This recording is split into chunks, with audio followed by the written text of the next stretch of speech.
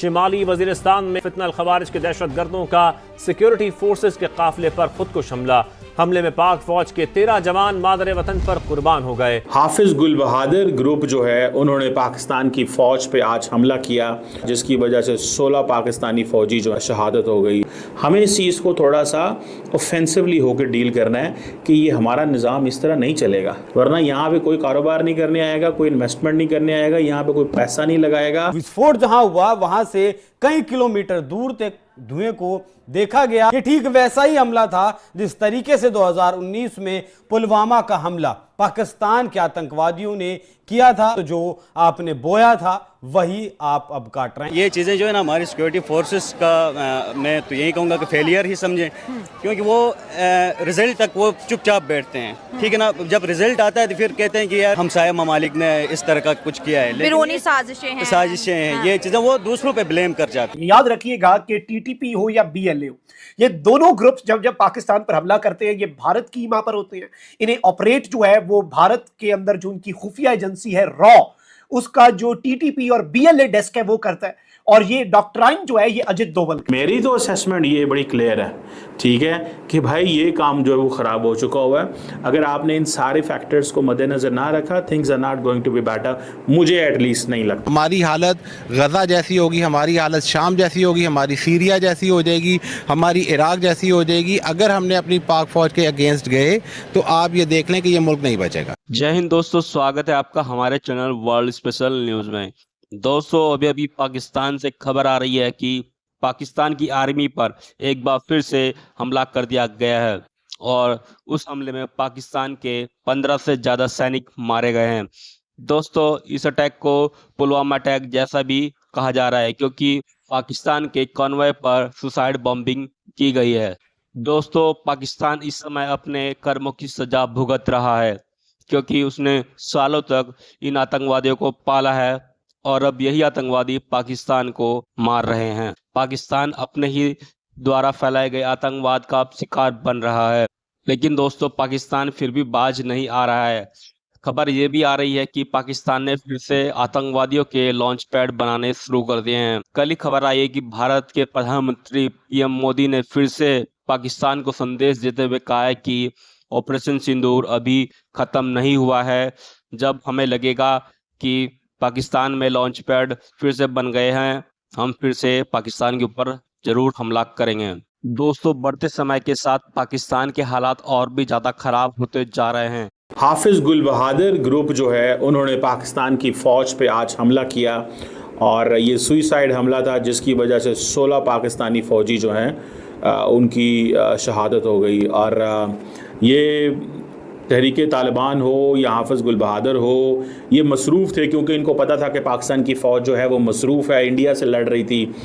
तो इन्होंने बिल्कुल खामोशी इख्तियार की और दाएं बाएं निकल गए और सिचुएशन जो है उसको जांचते हुए समझते हुए उन्होंने ये फ़ैसला किया कि हमें अपनी वो जो मोमेंटम है उसमें थोड़ी सी कमी लेके आनी चाहिए पाकिस्तानी फ़ौज पे हमले करने की। उसकी वजह यह है ताकि पॉज एंड थिंक का मौका मिले, थोड़ा रेस्ट पे चले जाएँ, थोड़ी स्ट्रैटेजी बदल लें। तो ये चीज़ें हैं। और दूसरा, अगर ये उस वक्त पाकिस्तान की फ़ौज पे हमला करते जब इंडिया के साथ लड़ाई हो रही होती, तो जारी बात है लोगों के जो सेंटीमेंट्स हैं वो और ख़िलाफ़ होने थे इन दहशतगर्द जमातों के। इनको हम कहते हैं ये फितना खारिज है, ये खारजी हम इन्हें कहते हैं, इस्लामिक टर्म में फितना उल खारजी इन्हें कहा जाता है। और ये जो धमाका हुआ है, मुझे I came to know this very early morning by the way, ये आई थिंक इंसिडेंट हुआ है और ये my friend is posted there, तो उन्होंने मुझे थोड़ी सी इसके बारे में बताई कि ये एक जो शहादतें हुई हैं जिसमें एक सुइसाइड अटैक हुआ है नॉर्थ वज़ीरिस्तान में, बॉम्ब डिस्पोजल जो है एक्टिविटी चल रही थी रोड के ऊपर।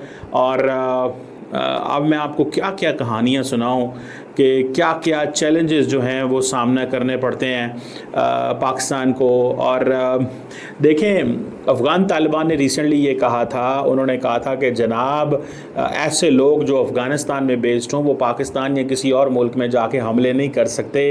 ये उन्होंने अफ़गान तालिबान ने स्टेटमेंट्स जारी की थी। अब सवाल ये होता है कि ये लोग फिर पाकिस्तान पे हमले कर रहे हैं। इनको इस चीज़ का अंदाज़ा है कि यार अगर हम हमले करेंगे तो शायद कोई बेहतरी निकलेगी, शायद हम बहुत पॉपुलर होंगे, शायद हमारी सिचुएशन जो है वो पता नहीं बहुत अच्छी हो जाएगी। मैं ज़ाती तौर पे समझता हूँ कि ये इनको हम रिलीजियस मिलिटेंट्स कहते हैं। ये आपको पता है 2 किस्म के चैलेंजेस हैं, एक एथनिक मिलिटेंट्स हैं, रिलीजियस मिलिटेंट्स हैं। तो हमें ये दोनों टारगेट कर रहे हैं। हमारे पास चॉइस बड़ी थोड़ी है। चॉइस ये है कि सिंपली हमें we have to hit them back and we have to hit them where the threat is coming from. जहाँ से ख़तरा आ रहा है वहाँ पे जाके करना पड़ेगा। लेकिन हमने अफ़गान तालिबान को काफ़ी ज़्यादा अपने साथ में लाने की कोशिश की और उनको बताया है कि भाई आपका जो असल दोस्त है वो पाकिस्तान है, आप पाकिस्तान से इंगेज करें। लेकिन अफ़गान तालिबान का मसला यह है कि अगर वो इन गिरोहों को, जत्थों को हाथ डालते हैं, एलिमिनेट करते हैं, तो ये गिरोह उनके ख़िलाफ़ हो जाएंगे। तो वो समझते हैं कि पाकिस्तान से लड़ रहे हैं, पाकिस्तान से लड़ने दो, हमारे साथ क्यों? क्योंकि उनको वो समझते हैं हमारे लिए जो बड़ा थ्रेट है वो इस्लामिक स्टेट है। ठीक है जी, उनके लिए अफ़गान तालिबान कहते हैं हमारे लिए बड़ा थ्रेट जो है वो पाकिस्तानी गवर्नमेंट नहीं है, तो हमारे लिए बड़ा थ्रेट जो है वो टीटीपी भी नहीं है, ये ग्रुप भी नहीं है, ख़ास तौर पे गुल बहादुर का जो ग्रुप है ये भी नहीं है। तो वो समझते हैं कि हमें वहीं रहना चाहिए जहाँ पे हम खेल रहे हैं। So what I understand and what I have realised over the period of time, मुझे ये लगता है कि कहीं ना कहीं पे किसी न किसी माइंडसेट में, किसी न किसी फ्रेमवर्क के अंदर पाकिस्तान को थोड़ी सी जंग जो है वो अफगानिस्तान के अंदर भी लेके जानी चाहिए। A friend of mine who was a soldier, he once told me an anecdote. उसने कहा कि हमारे साथ कई दफ़ा ऐसे होता है कि हम किसी गांव से गुजर रहे होते हैं या हम किसी ऐसी जगह से गुजर रहे होते हैं, आपके ऊपर गांव से हमला हो जाता है। पाकिस्तानी फ़ौज ये कहती है कि अगर हमने गांव पे तो नहीं हमला कर सकते, क्योंकि हम हमला करेंगे तो आम बंदा मारा जाएगा। वो टारगेट पे, क्योंकि हमारा जा रहा कॉन्वॉय के अंदर है 50 गाड़ी, 30 गाड़ी, 100 गाड़ी, 20 गाड़ी, तो वो हिट करना आसान है क्योंकि उनको पता है फौजियों को मार रहे हैं। अगर फौजी वापस उस गांव पे हमला करेंगे तो वहां पे तो आम लोग मारे जाएंगे। तो ये लिमिटेशंस होती हैं हमेशा फ़ौज की ऑपरेट करने की। हमें इस चीज़ को थोड़ा सा ऑफेंसिवली होकर डील करना है कि ये हमारा निज़ाम इस तरह नहीं चलेगा, हम लॉन्ग टर्म इस तरह नहीं ऑपरेट कर सकते जिस तरह अभी हम कर रहे हैं। कि अगर देखें, अगर हमने दुनिया से कहना है कि कारोबार करो तो इनको ख़त्म करना है, अगर हमें दुनिया को ये कहना है कि भाई हम जो है वो एक पीसफुल मुल्क हैं, करना पड़ेगा, वरना यहाँ पे कोई कारोबार नहीं करने आएगा, कोई इन्वेस्टमेंट नहीं करने आएगा, यहाँ पे कोई पैसा नहीं लगाएगा और हम इसी तरह ही कहते रहेंगे आएँ पैसा लगाएं, आएँ यहाँ पे करें। ये हमें मिलिटेंट्स को वंस फॉर ऑल जान छुड़ानी पड़ेगी। हम देखें, एक तरफ हमारा प्रॉब्लम क्या है कि हम काइनेटिकली इंगेज हो जाते हैं इधर से, उधर से भारत भी हमें जब मर्जी इंगेज कर ले, ठीक है जी। उधर से एक्सट्रीमिज्म के चैलेंजेस हैं इंटरनली, कभी टीएलपी उठ खड़ी होती है, कभी और रिलीजियस ग्रुप होता है, फिर पॉलिटिकल वायलेंस का अलग खतरा है। तो ये 4-5 किस्म की चीज़ें हैं। तो गवर्नमेंट ऑफ पाकिस्तान जो स्टेट कैसे लड़ सकती है इतनी चीज़ों से?